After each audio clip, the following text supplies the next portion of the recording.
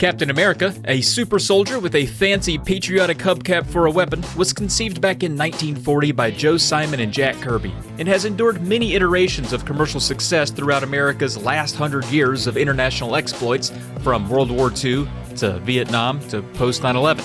Captain often joins forces with the Avengers, a rotating roster of other pre-existing Marvel heroes who take on bigger bads that a single superhero simply can't manage alone. The arcade game of the same title released in the same year, and was a beat-em-up featuring playable characters that included, of course, Captain America, but also Iron Man, Hawkeye, and Vision. And the superheroes are tasked with squaring off against the villainous likes of Claw, Juggernaut, Ultron, and of course, Red Skull. The number of recognizable characters and the tried-and-true beat-em-up format, with a comic book flair, made it a popular cabinet in its day. Data East's NES version of the game is totally different. It's a side-scrolling action platformer with just two playable characters, Captain America and Hawkeye, and your mission is to rescue the other two Avengers, Vision and Iron Man. But you never get to play as them.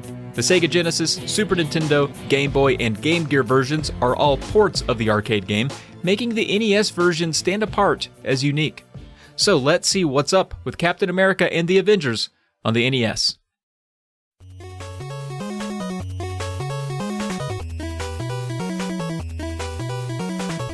To start, you're greeted by Wasp, who lets you know your pals Iron Man and Vision have been hero-napped, and it's up to you, Captain America, and your boy Hawkeye to save the day. Each stage in the game is a different US city, although you won't find many recognizable landmarks to back that up, and you must clear each city one at a time in order to move on to the next, and eventually beat the game. Can't superheroes just fly and skip the Heartland on their way to wherever the villains are holding our friends hostage? The answer is no, they cannot. It's unknown exactly where Iron Man and Vision are being kept. Eventually, you'll acquire a ship that gives you freedom to travel to any city, but initially our superheroes are forced to use the interstate, like the rest of us. And also, spoiler alert, the game ends somewhere not on Earth. So you start out as Captain America in Tampa, Florida, where all bad things start.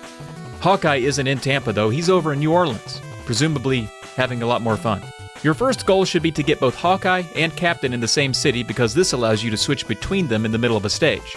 The stages are mostly left-to-right platformers where you'll wipe out waves of mindless goons in search of key crystals, which allow you to exit the level. The crystals are held in these S capsules. It's good to bust all these you find as they hold all kinds of power items, one-ups, and energy and so forth. Once you find the key crystal and reach the exit, you're taken back to the map where you can choose to tackle the next city in line for either hero. It's not always clear what the power-ups you get are even for. You'll have to press start and look at your character from the pause menu to get a better idea of status. Your health is shown as these red circles during action, but the pause menu shows a life bar with more detail, and it shows your power level and number of power stones you've collected. 100 power stones will earn you a power boost. Collect 200 and Captain's shield is more powerful, and Hawkeye's arrows explode on impact. Hawkeye and Captain vary slightly in their abilities.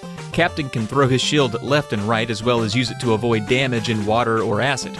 Hawkeye is able to fire his arrows straight up and can also jump a little higher.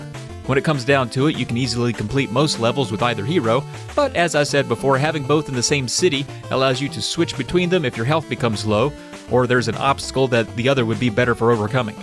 As you move through the US, some roads appear blocked by, tornadoes? Those actually aren't weather phenomena, but are instead weird bad guy vortexes where you'll have to risk epilepsy with this checkerboard background while bad guys bounce all around you.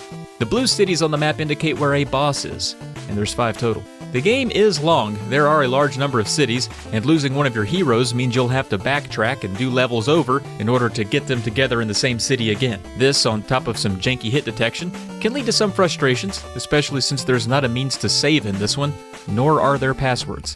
You'll have to go through it in one sitting, and it can take a couple hours to do if you don't already know the game inside and out. There are limited continues, but you can find more hidden in those S capsules. The art design and the slipperiness of your characters make me feel like it was a game published by Ocean. They always have a certain art style and looseness with the controls, but this game was in fact developed by Data East.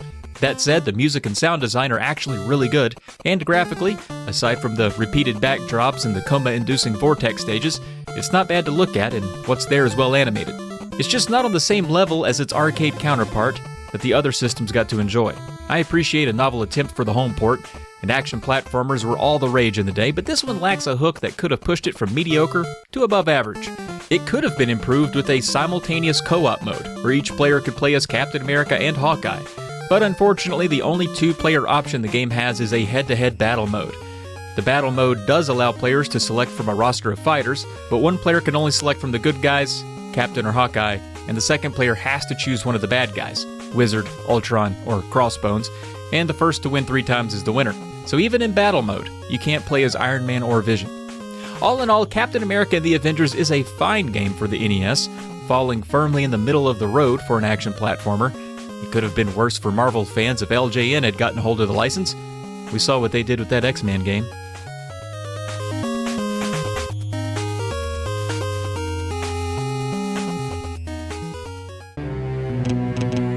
Again, the NES has a unique version of the game.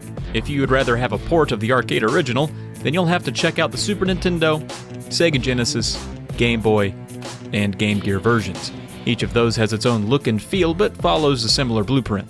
Well, that's going to do it for Captain America and the Avengers on the NES. And as always, steer clear of Tampa. And thanks for watching.